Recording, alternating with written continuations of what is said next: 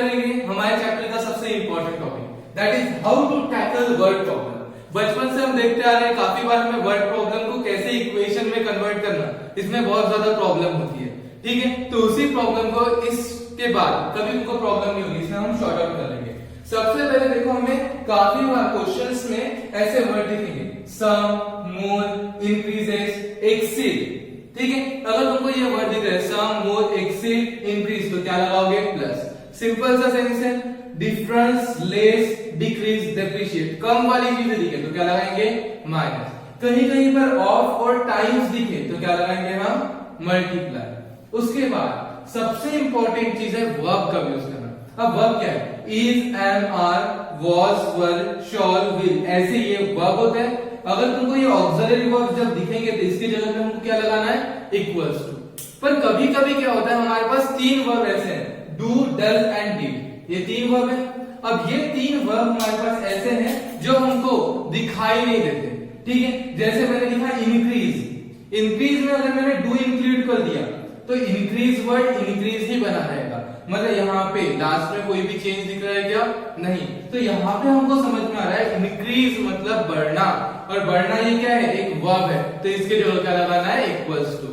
Plus तो लेंगे ही लेंगे, लेकिन पहले इक्वल्स टू लेंगे, उसके बाद प्लस लेंगे। ठीक है, उसके बाद इंक्रीज में अगर डज इंक्लूड किया हो तो क्या दिखेगा? इंक्रीजेस। लास्ट में क्या दिख रहा है यहाँ पे तुमको? एस। लास्ट में क्या दिख रहा है? एस। तो किसी भी वर्ड में अगर तुम डज इंक्लूड करोगे, किसी भी वर्ड में अगर तुमने क्या इंक्लूड किया? डज, तो तुमको हमेशा रिजल्ट क्या मिलेगा? वर्ड के लास्ट में या तो एस लगेगा या फिर ईएस लगेगा। ठीक है, वर्ड के लास्ट में हमेशा क्या लगेगा? एस या फिर ईएस। तो तुमको पहचानना है डज है, तो डज की जगह भी क्या लगाना है? तो इक्वल्स टू। फिर increase plus did, increase plus did तो सेकंड फॉर्म बन जाता है, क्या पता है? इंक्रीज, तो इसके जगह भी हमको क्या लगाना है? Equals to. क्लियर है? और इसके बाद सबसे इंपॉर्टेंट चीज आती है यहाँ पे, दैन या फिर बाय। अगर तुमको सेंटेंस में दैन या फिर बाय ऐसे वर्ड दिख रहे हैं तो दैन या फिर बाय मतलब तुम दो क्वांटिटी को क्या कर रहे हो? कंपेयर कर रहे हो। कभी भी अगर तुमको क्या दिख रहा है? दैन या फिर बाय, तो तुम क्या कर रहे हो? दो क्वांटिटी को कंपेयर कर रहे हो। और जब भी दो क्वांटिटी कंपेयर होगी तो माइंड में बिठा लो, क्या करना है हमको? जो भी नंबर होगा उस नंबर को लास्ट में पुट करना है। कहां पुट करना है? लास्ट में। नंबर को लास्ट में लिखेंगे। ये तुमको पूरा पूरा याद होना चाहिए। बहुत सिंपल सेंस है। क्या करना है हमको? प्लस वाले के लिए जैसे सम हो गया, हमको पता है सम मतलब प्लस, इंक्रीज, एक्सीड्स, मोर, ये सब क्या है? प्लस। डिफरेंस, उसके बाद डेप्रिशिएट, उसके बाद लेस हो गया, फिर डिक्रीजेस, इसके जगह क्या आएगा? माइनस। अपन लिखते हैं 2 टाइम्स, 3 टाइम्स मतलब क्या? मल्टीप्लाई। ठीक है, या फिर ऑफ आया तो भी हम क्या लिखेंगे? मल्टीप्लाई। उसके बाद अगर वर्ब दिख रहे हैं, जनरल यूज होने वाले वर्ब क्या है? प्रेजेंट में यूज होने वाले, is, am, are, have, has. ठीक है, उसके बाद was, were, shall, will, had, ये दिखेंगे तो क्या लिखेंगे? Equals to. हमको कभी कभी डू, डज, डिड ये वर्ड दिखते हैं क्या? नहीं दिखते। तो हम क्या करेंगे? जब भी हमको डू, डज, डिड ये वर्ड नहीं दिखेंगे तो क्या करेंगे? समझ लेना जो वर्ब है, कोई वर्ब नहीं दिखा और सिर्फ एक वर्ड दिख रहा है तो क्या करेंगे हम?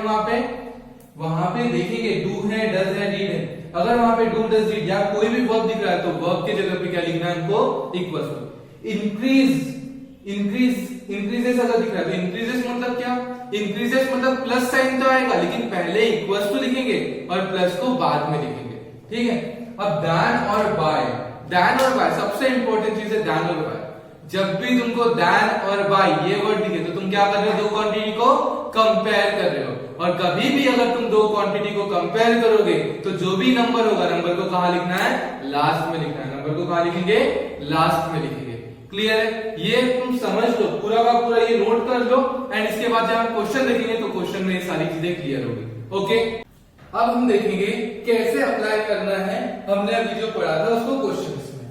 तो देखो, सबसे पहले क्या बोला? 5 books and 7 pen together cost ₹79, whereas 7 books and 5 pen together cost ₹77. Find the cost of each pen and each book. क्या निकालना है हमको? Cost of each pen and each book. तो पहली चीज याद रखना, जो हमको फाइंड करना है उसको हम क्या लेंगे? वेरिएबल। हमको यहाँ पे क्या फाइंड करना है? Find the cost of each pen and each book. तो हमको कॉस्ट ऑफ क्या चाहिए? पेन। तो कॉस्ट ऑफ पेन को हम क्या ले लेंगे x and cost of book को क्या ले लेंगे y। ठीक है, तो बोलो क्या बोला मैंने, cost of pen sorry cost of book को क्या ले लिया हमने x। ठीक है, कॉस्ट ऑफ बुक को क्या लिया x और उसके बाद कॉस्ट ऑफ पेन को क्या ले लिया हमने y। ठीक, x rupees and y। Clear.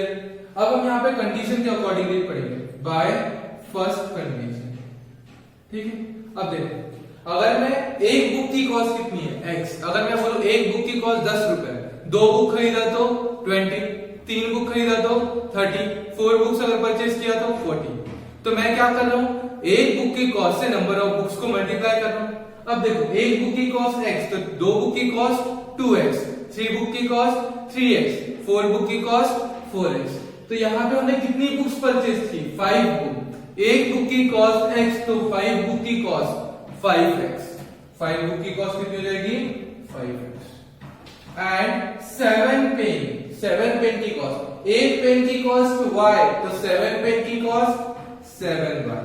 Clear है। और दोनों की कॉस्ट मिला के टुगेदर मतलब प्लस। क्लियर है, 5x plus 7y cost is equals to, यहां पे क्या इंक्लूड है, डू इंक्लूड है। ठीक है, उसके बाद रुपीज कितना है 79। तो पहला इक्वेशन क्या बना, 5 बुक की कॉस्ट एंड 7 बुक की कॉस्ट दोनों मिला के, एक बुक की कॉस्ट x, 5 बुक की 5x, एक पेन की कॉस्ट y, 7 पेन की cost 7y and total cost 79। ये बन गया हमारा इक्वेशन 1। क्लियर है। फिर बाय सेकंड कंडीशन भी तुम बता सकते हो, बोलो सेकंड कंडीशन। देखो एक बुक की कॉस्ट x है, सेकंड टाइम कितनी बुक खरीदी 7 बुक, एक बुक की कॉस्ट 7, एक बुक की कॉस्ट x, तो 7 बुक की कॉस्ट 7x प्लस 5 पेन, एक पेन की कॉस्ट y, तो 5 पेन की cost 5y is equal to total cost कितनी है दोनों की मिला के 77। इक्वेशन 2। अब देखो तुम्हारे पास कितने इक्वेशन है, 2 इक्वेशन है। दोनों इक्वेशन को तुम कैसे सॉल्व कर सकते हो, साइमल्टेनियसली सॉल्व कर सकते हो, एलिमिनेशन मेथड से, सब्स्टिट्यूशन मेथड से सॉल्व कर सकते हो, क्रॉस मल्टीप्लिकेशन मेथड से भी सॉल्व कर सकते हो। तो दोनों भी इक्वेशन तुमको सॉल्व करना है। क्लियर है। चलो अभी हम सिर्फ इक्वेशन फॉर्म करना सीखेंगे, इसको सॉल्व तुमको करना आता है, नहीं आता होगा तो प्रीवियस लेक्चर से। ठीक, अब देखो सेकंड क्वेश्चन देखेंगे। सेकंड क्वेश्चन क्या है, यहाँ पे क्या बोला है, cost of 5 bag is 50 more than cost of 6 ball, while the cost of 3 bag is 8 less than the cost of 6 ball. Find the cost of 1 bat and 2 ball. मतलब bat और ball के अगर तुमको कॉस्ट मिल गई तो कितने ही bat और कितने ही बॉल के निकाल सकते हो। तो सबसे पहले देखो फाइंड क्या करना है, फाइंड क्या करना है हमको, cost of bat and cost of ball. तो जो हमको फाइंड करना है उसको हम क्या ले लेंगे, वेरिएबल। बोलो क्या लिखेंगे, let cost of bat, cost of each bat, क्या बोलोगे, कॉस्ट ऑफ ईच बैट। एक बैट की कॉस्ट कितनी है बोलो, x rupees. Cost of each ball, cost of each ball, एक बॉल की कॉस्ट कितनी है बोलो, y रुपीज। क्लियर, एक बॉल की कॉस्ट x रुपीज, एक बैट की कॉस्ट x रुपीज, एक बॉल की कॉस्ट y रुपीज। अब देखो कंडीशन, अब यहां पे काम आएगा जो अभी हमने पढ़ा, बाय फर्स्ट कंडीशन। सिर्फ पढ़ते जाना, लिखते जाना। बोलो कॉस्ट ऑफ 5 बैट, समझ में आता है, कॉस्ट ऑफ 5 बैट, एक बैट की कॉस्ट x रुपीज, तो 5 बैट की cost 5x। Cost of 5 bat मतलब 5x, लिख दिया 5x। उसके बाद क्या लिखा, कॉस्ट ऑफ 5 बैट, क्या लिखा 5x। इज, जैसे ही इज लिखा, इज क्या है, वर्ब, वर्ब मतलब इक्वल्स टू, क्या लिखोगे, इक्वल्स टू, लिख दिया मैंने यहाँ पे इक्वल्स टू। 50 मोर देन, क्या लिख रहा है, 50 मोर देन, मोर मतलब होता है प्लस 50, क्या लिख रहा है, मोर देन, 50 मोर देन मतलब क्या, प्लस 50। लेकिन यहाँ पे कौन आ गया, देन, कौन आया, देन।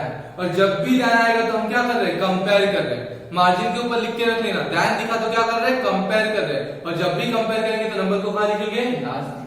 50 मोर देन, 50 मोर मतलब प्लस 50, और ये प्लस 50 को कहां लिखूंगा मैं, लास्ट में। कहां लिखेंगे, लास्ट में। देन आया इसलिए कहां लिखा मैंने प्लस 50 को लास्ट में। कॉस्ट ऑफ 6 बॉल, अब लिखेंगे cost of 6 ball. Cost of 6 ball, एक बॉल की कॉस्ट y, तो 6 बॉल की कॉस्ट कितनी 6y। क्लियर? क्या बोला है हमने? Cost of 5 bat 5x is मतलब इक्वल्स टू 50 मोर देन लिखा तो कंपैरिजन किया तो नंबर को कहां लिखेंगे लास्ट में, प्लस 50 को कहां लिखा मैंने लास्ट में। Cost of 6 ball, cost of 6 ball, एक बॉल की कॉस्ट y प्लीज कितने 6 बॉल की कॉस्ट 6y प्लीज। क्लियर है? अब देखो इसको हम प्रॉपर्ली लिखेंगे, क्या होगा 5x minus 6y equals to 50, equation 1। सबको समझ में आया इक्वेशन 1 कैसे बना? अब देखते हैं bye second condition. Second condition क्या होगी? ठीक है, सेकंड कंडीशन में भी बिल्कुल वैसे ही दिया है। ठीक है, बोलो क्या बोला है? y कॉस्ट ऑफ 3 बैट, बताओगे कॉस्ट ऑफ 3 बैट कितना होता है? एक बैट की कॉस्ट x तो 3 बैट की 3x। क्या बोलेंगे? Cost of 3 bat that is 3x। Clear है? इज मतलब इक्वल्स टू, उसके बाद क्या बोला है? इज 8 लेस देन, क्या बोला है? 8 लेस देन, 8 लेस मतलब क्या बोलोगे? -8, और देन दिखा तो क्या कंपैरिजन, जब भी कंपैरिजन करेंगे नंबर को कहां लिखेंगे लास्ट में, कहां लिखेंगे -8 को लास्ट में। क्लियर है? Then cost of 6 ball, cost of 6 ball, एक बॉल की कॉस्ट y तो 6 बॉल की कॉस्ट 6y। क्लियर? तो 3x equals to 6y minus 8। अब इसको प्रॉपर्ली अरेंज करोगे तो क्या होगा? 3x minus 6y equals to -8, equation 2। Clear है बेटा? क्या बोला? 3x minus 6y equals to -8। अब ये दोनों इक्वेशन को तुम सॉल्व कर सकते हो। चलो अभी हम सॉल्व करके देख लेते हैं। इन इक्वेशन को मैं सॉल्व करके दिखाऊंगा। ठीक है, वैसे आता है तुम लोगों को कौन सी मेथड से, एलिमिनेशन से ही सॉल्व कर रहा हूं। बोलो क्या है? 5x minus 6y equals to 50, फिर 3x minus 6y equals to -8। बोलो सीधे में सेम दिख रहा है क्या? सीधे में सेम दिख रहा है। ठीक है, same sign different sign, same sign तो क्या करेंगे? सब्सट्रैक्ट करेंगे। सब्सट्रैक्ट मतलब सबकी साइन चेंज। ठीक है, अब बोलते जाओ क्या होगा यहाँ पे? 5 minus 3 2x plus 6 minus 6 cancel, 50 plus 8 58। Clear है? तो x की वैल्यू क्या होगी? 58/2। तो x इक्वल्स टू कितना हो गया? 29 रुपीस। x की वैल्यू कितनी हो गई? 29 रुपीस। क्लियर है? और फिर क्या बोलेंगे? Put x equals to 29 in equation, कोई भी इक्वेशन 1 2 कहां रखें? चलो रख देते हैं 1 में। बोलो 5 into x के जगह 29 minus 6y as it is equals to 50। ठीक है, अब बोले यहाँ पे क्या है? 29 into 5, 29 into 5 कितना हो जाएगा? 145 होता है। 145 माइनस 6y इक्वल्स टू 50। ठीक है, अब देखो 145 इधर as it is equals to 50 इधर था, प्लस में इधर आएगा तो -50 इक्वल्स टू 6y। 50 प्लस था इधर आया, माइनस 6y माइनस था उधर गया प्लस, फिर क्या होगा? 145 minus 50 that is 95 equals to 6y। ठीक है, देयरफॉर y की वैल्यू कितनी आ जाएगी बता दोगे? 95/6। 95/6 मतलब कितना होगा? 3 से कट होगा क्या? नहीं, तो 95/6 तुम्हारा पॉइंट में आंसर आ जाएगा। तो 95/6 मतलब कितना बोलेंगे? 1 जा कितना? 6 1 जा 6 बचा 3 35, फिर 5 जा 6 5 जा 30। ठीक है, उसका कितना बचा? 5 50, फिर निकाल सकते हो तुम लोग पॉइंट में 5/6, तो 5/6 आंसर निकाल लेना तुम लोग। ठीक है, तो y की वैल्यू क्या आएगी? 15 पॉइंट समथिंग। क्लियर? तो हम लोग निकाला क्या था? 1 बैट एंड 2 बॉल। एक बैट की कॉस्ट 29। ठीक है, 2 बॉल की कॉस्ट, एक बॉल की कॉस्ट 15 पॉइंट समथिंग, 2 बॉल की कॉस्ट 30 पॉइंट समथिंग। 30 प्लस 29 कितना हो गया? 30 प्लस 29 इज 59 पॉइंट समथिंग। ऐसा तुम्हारा आंसर आ जाएगा। अभी हमारा पर्पस सिर्फ इतना है कि तुमको ये समझ में आए कि अगर वर्ड प्रॉब्लम आता है तो इक्वेशंस कैसे फॉर्म करना है। सबको ध्यान वाला, ध्यान अगर आया तो कैसे फॉर्म करना है क्लियर है। देखो जब भी ध्यान दिखे तो क्या करेंगे? 50 मोर देन मतलब प्लस 50 लिख दिया, दैन मतलब प्लस 50 कहां लिखा हमने? लास्ट में। कॉस्ट ऑफ 6 बॉल, ये तो समझ में आता है। 8 लेस देन बोला, 8 लेस देन मतलब -8, लेकिन -8 को कहां लिखेंगे? लास्ट में। क्लियर है? इस तरीके से हमको क्वेश्चन सॉल्व करना है। तुम लोगों के सामने ये जो 6 क्वेश्चन है, ये 6 क्वेश्चन को तुम लोगों को सॉल्व करना है, ठीक है। पॉज करके पूरे के पूरे क्वेश्चन सॉल्व करो और जो भी इक्वेशन आएंगे, शुरुआत के 2 क्वेश्चन सॉल्व करो सब्स्टिट्यूशन मेथड से, उसके बाद के 2 क्वेश्चन सॉल्व करो एलिमिनेशन मेथड से, उसके बाद के 2 क्वेश्चन सॉल्व करो क्रॉस मल्टीप्लिकेशन मेथड से। क्लियर है? अब हम कुछ क्वेश्चन देखेंगे प्रॉब्लम बेस्ड ऑन नंबर्स, ठीक है। कुछ नंबर्स दिए रहेंगे, उन नंबर्स के ऊपर अपने को कुछ क्वेश्चंस दिए रहेंगे, उन क्वेश्चंस को हम कैसे टैकल करेंगे देखते हैं। देखो क्या बोला है, the sum of 2 number is 128 and their difference, उन्हीं 2 नंबर का डिफरेंस कितना दिया है 16। फाइंड द नंबर, क्या निकालना है हमको, नंबर निकालना है। अब 2 नंबर के बीच में डिफरेंस है, मतलब एक बड़ा होगा और एक छोटा होगा, और हमको निकालना क्या है, नंबर। तो जो हमको फाइंड करना है उसको हम क्या लेंगे, वेरिएबल, ठीक है। तो बोले यहां पे करेंगे लेट स्मॉलर नंबर और एक क्या रहेगा, बिगर नंबर, ठीक है। स्मॉलर नंबर को क्या ले लेता हूं मैं, x, और बिगर नंबर को क्या ले लेता हूं, y, ठीक है। स्मॉलर नंबर को x और बिगर नंबर को y, ठीक है। फर्स्ट कंडीशन क्या बोलेंगे, bye first condition. By first condition कैसे बनेगी बोलो, सम ऑफ 2 नंबर इज 128। ऐसे 2 नंबर है जिनका सम कितना है 128, सम मतलब प्लस, ठीक है। 2 नंबर का sum x plus y equal to कितना दिया है 128, ठीक है। x प्लस y की वैल्यू कितनी दी है 128, इक्वेशन 1। क्लियर है? उसके बाद क्या दिया है, एंड देयर डिफरेंस इज 16, और उन लोगों का डिफरेंस कितना है 16। लेकिन डिफरेंस के वक्त हमेशा याद रखना पड़ेगा, बड़ा नंबर पहले उसके बाद छोटा नंबर बाद में। बड़े में से छोटे को माइनस करेंगे, बड़ा कौन है y, छोटा कौन है x, तो y minus x equal to 16। ये क्या है तुम्हारी सेकेंड कंडीशन। सेकेंड कंडीशन क्या है, y minus x equal to 16। अब इसको प्रॉपर फॉर्म में लाना है, पहले x को लाना है, तो क्या करेंगे बोलो, सबसे पहले minus x plus y equal to 16। Clear है? इक्वेशन 2। सबको समझ में आया? उसके बाद क्या करेंगे हम, फ्रॉम 1 एंड 2। अगर एलिमिनेशन से सॉल्व करें क्या बोलेंगे, फ्रॉम 1 एंड 2। अब बोलो 1 एंड 2 जब लिखूंगा तो 1 प्लस 2 या 1 माइनस 2। देखो यहाँ पे अगर मैं x को लेके सॉल्व करूं तो x की साइन कैसे, डिफरेंट साइन तो एडिशन, तो यहाँ पे क्या कर लो, plus x plus y equal to 128 minus x plus y equal to 16। बोलो क्या होगा, minus plus x cancel, 2y equal to 128 प्लस 16 134 144। तो y की वैल्यू कितनी आ गई बेटा, 144/2। 144/2 कितना होगा 72। y की value 72, and then put y equals to 72 in equation, any of the equation, you will get the value of x. Clear है? तो देखो किया गया है, फाइंड क्या करना था, नंबर्स। तो नंबर्स को हमने कंसीडर किया। अब देखो डिफरेंस दिया है नंबर में, मतलब एक बड़ा होगा दूसरा छोटा होगा, तो हमने 2 नंबर कंसीडर किए, smaller number bigger number. Sum of 2 number, sum मतलब एडिशन, एडिशन दिया था 2 नंबर का कितना 128।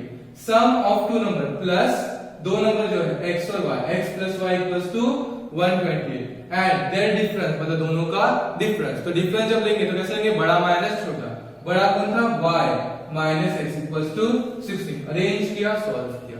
क्लियर है? अब देखो, अब यहाँ पे जो सेकंड क्वेश्चन है, ये सेकंड क्वेश्चन को हम देखेंगे। सेकंड क्वेश्चन में क्या है, 2 numbers differ by 3 and their product is 54, और दोनों नंबर का प्रोडक्ट कितना है 54। फाइंड द नंबर्स, क्या निकालना है हमको, नंबर्स निकालना है। अब कैसे निकालेंगे, ठीक है, चलो देखते हैं। सबसे पहले लेट 2 नंबर का डिफरेंस दिया, डिफरेंस मतलब एक बड़ा और एक छोटा, तो बोलो लार्जर नंबर को क्या ले लेंगे अपन x, स्मॉलर नंबर को अपन क्या ले लेंगे, स्मॉलर नंबर क्या है तुम्हारा y, लार्जर नंबर भी x एंड स्मॉलर नंबर भी y। फिर देखेंगे बाय फर्स्ट कंडीशन। बोलो बेटा फर्स्ट कंडीशन क्या है तुम्हारी, 2 नंबर्स डिफर बाय 3। 2 नंबर के बीच में डिफरेंस कितना है, 3 का डिफरेंस है, तो बड़े में से छोटे को माइनस करोगे तो डिफरेंस कितना आएगा 3। बड़ा कौन है x minus y equals to 3। ये क्या बन गया तुम्हारा इक्वेशन 1। क्लियर? और बाय सेकंड कंडीशन, तो सेकंड कंडीशन क्या है बोलो, एंड देयर प्रोडक्ट, नंबर का प्रोडक्ट कितना है 54, मतलब x into y equals to कितना आ गया 54, इक्वेशन 2। अब आप बोलोगे सर ये तो लीनियर इक्वेशन नहीं बना, हाँ बेटा ये लीनियर इक्वेशन का क्वेश्चन नहीं है, ये क्वाड्रेटिक इक्वेशन का क्वेश्चन है। तो क्वाड्रेटिक इक्वेशन के क्वेश्चन को भी हम इस तरीके से सॉल्व कर सकते हैं, क्योंकि एग्जाम में हमको ये बताया नहीं जाएगा कि ये क्वेश्चन क्वाड्रेटिक इक्वेशन का या लीनियर इक्वेशन का है, ठीक है। तो इसको लीनियर इक्वेशन में कैसे सॉल्व करेंगे वो भी बताऊंगा, सॉरी क्वाड्रेटिक इक्वेशन वाले चैप्टर में कैसे सॉल्व करेंगे वो भी बताऊंगा, लेकिन अगर जनरली आ गया तो हमको कैसे सॉल्व करना है वो देखते हैं। सो x into y equals to 54 कैसे पता चला ये क्वाड्रेटिक है, क्योंकि देखो x का पावर 1, y का पावर 1, 1 into 1 plus 1 2, 1 plus 1 2, तो इसका डिग्री कितनी हो गई 2, और डिग्री 2 मतलब क्या क्वाड्रेटिक। यहाँ पे x है, x की डिग्री 1, y है, y की भी डिग्री क्या है 1, मल्टीप्लिकेशन में आएंगे तो पावर का क्या होता है एडिशन, क्लियर। चलो देखते हैं first condition x plus y x minus y equals to 3 and x into y equals to 54। तो जब कभी ऐसा आ जाए quadratic equation linear equation mix हो जाए तो क्या करोगे, सबसे बेस्ट काम करना लीनियर इक्वेशन से किसी एक वेरिएबल की वैल्यू निकालना और दूसरे इक्वेशन में रख देना, मतलब मेथड ऑफ सब्स्टिट्यूशन को हम यूज करते हैं। बोले यहां से किसकी वैल्यू निकालो, x की वैल्यू क्या होगी, बोलो 3 plus y निकाल ली, x equal to minus y उधर गया तो plus y, x equal to 3 plus y। अब बोले यहाँ पे क्या होगा, x की वैल्यू क्या है 3 plus y into y equals to 54, ठीक है। अब बोलो y into 3y, y into 3 3y, y into y y square equals to 54, clear है। तो क्या होगा y square plus 3y minus 54 equals to 0। फिर इसके फैक्टर्स करना आता है तुम लोगों को, फैक्टर्स करके किसकी वैल्यू निकाल लोगे y की, और ये वैल्यू को किसी भी इक्वेशन में रख दोगे तो तुमको किसकी वैल्यू मिल जाएगी x की। इस तरीके से तुम्हारे दोनों नंबर मिल जाएंगे। जिसको फैक्टराइज करना नहीं आता है वो फैक्टराइजेशन का वीडियो जाके देखें, क्लियर है। थर्ड क्वेश्चन हम देखेंगे क्या है, the sum of two number is 18 and sum of their reciprocals is 1/4, then find the number. तो सबसे पहले हमको पता है क्या निकालना है, हमको नंबर्स निकालना है। जो जिसको फाइंड करना है उसको हम क्या ले लेंगे वेरिएबल, तो नंबर को हम क्या लेंगे variable. Let the numbers are x and y, कौन कौन से नंबर है x और y, ठीक है। सो इनका रेशियो अगर मैं बोलूं तो रेशियो क्या हो जाएगा, देयरफॉर क्या बोलोगे, bye first condition x by y, ratio मतलब क्या, पहली क्वांटिटी अपॉन सेकंड क्वांटिटी। तो दो नंबर जो हमने लिए दोनों के रेशियो क्या है x upon y। x upon y क्या हो गया, बोलो बेटा x अपॉन y। देखो क्या बोला है, the sum of two number is,